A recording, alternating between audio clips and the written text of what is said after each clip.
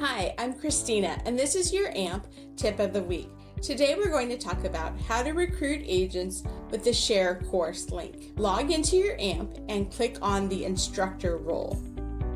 Click on Courses, click on the course you want to share, click on Edit Course, and make sure that you're an instructor on the course. So that way you will see this little cog icon right here. Click on the icon, click on Availability, and you're going to scroll down and see where it says Public Sharing. This is going to allow you to share this course with a potential real estate agent or trainee that you would like to see the course, but you don't have to have a username or a login. They will just be able to access this one course. So you can click Copy to Clipboard and then send them an email with this link, or you can send invitations here. Click on Save, and now you're ready to share the course.